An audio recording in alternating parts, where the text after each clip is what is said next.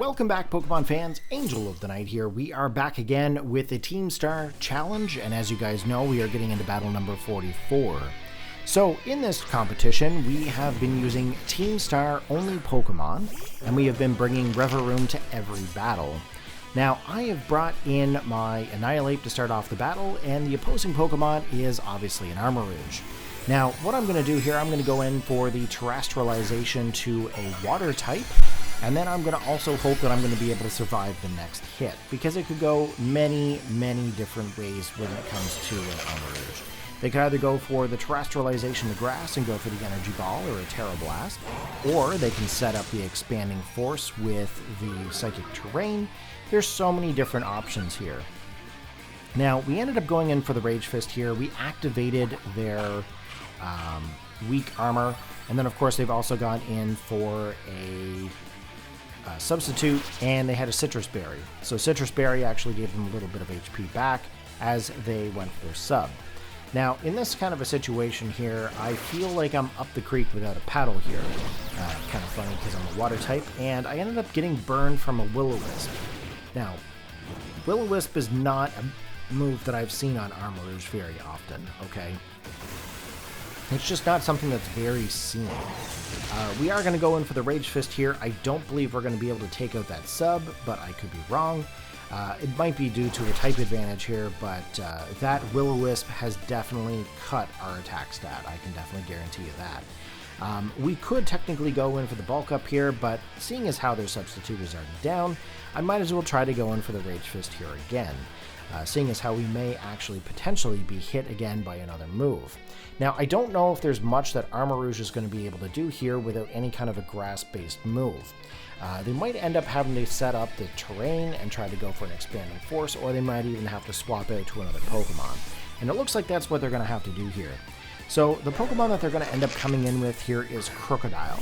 Now, Krookodile is a dark and ground-based Pokemon, and of course the Rage Fist may not necessarily do a whole lot of damage here, considering I'm also burned as well. But it was a critical hit, so that's always a plus.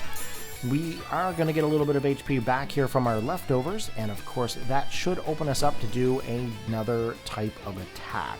I don't think we're going to continue to go for the Rage Fist here. I think Drain Punch is probably the best option, but it looks like that Krookodile is actually going to be faster than me here and go for the bulk up, which is going to raise their defense and as well their attack stat. Now, as you can see, Drain Punch doesn't really do much here. That's mainly due to the fact that they, first of all, have burned me, and second of all, they've also got a boost in their defensive stat. So right now, it's actually playing against us here. So I think what I'm going to do is I'm going to have to play a little bit more strategic. I'm going to have to go in for the Taunt. Now, if I can go for the Taunt, I can actually stop it from doing moves like Bulk Up or Protect. In this situation here, they're actually going to go for a Terrestrialization to Fire, which means that they're going to be able to resist my Drain Punch even further. However, the more that they hit me, my Rage Fist should be able to do more damage. The biggest issue here right now is that the fact that they've already gone and done a move that's taking me right down to very minimal health. So I know right now off the bat I'm not going to be able to survive another hit. We are going to lock in for another move here, just in the event that I'm able to outspeed, or if they end up trying to do something else. But I think for the most part, I think this Krookodile is eventually going to knock me out. They are going to go in for the Scale Shot here, and of course as they do the Scale Shot, that is going to be able to boost up their speed, if I'm not mistaken. So right now, as it is, I know it's going to be able to outspeed any other Pokemon that I have on my team, especially if I brought Krookodile myself. Not really going to be a good sign. It does lower its defensive values back to normal, and of course it gets that speed boost, and it also gets the attack stat. So this is not looking good here for the Revaroom, and it is also not looking good here for the Krookodile. But we're going to try our best here to try to do as much damage as possible, and I'm hoping that I might be able to get an Earthquake off onto this thing.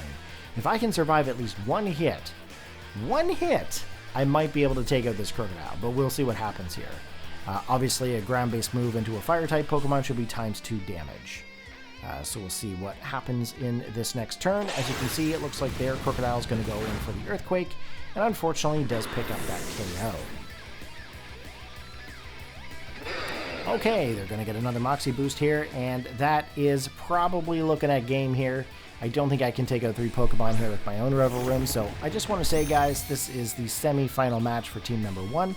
I did enter in 2 teams to the Team Star competition. If you wanted to see the second team, by all means, let me know in the comment section below, and let me know what you guys think about this little series of single battles. I do have many other competitions coming your way. I still have a lot of pre-recordings and a lot of stuff to work through, but they are on the way. As you can see, it just takes time. So hopefully you guys enjoyed. Take care, have a good one, and I'll see you in the final battle.